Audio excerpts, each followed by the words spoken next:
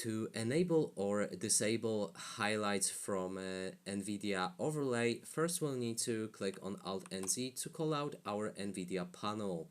Then you can navigate to the highlights, and when you click on it, you can enable or disable capture highlights.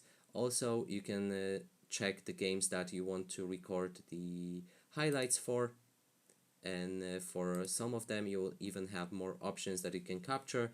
For example, we can cover Hunt Showdown, we can capture Hunter Killed or Player Down.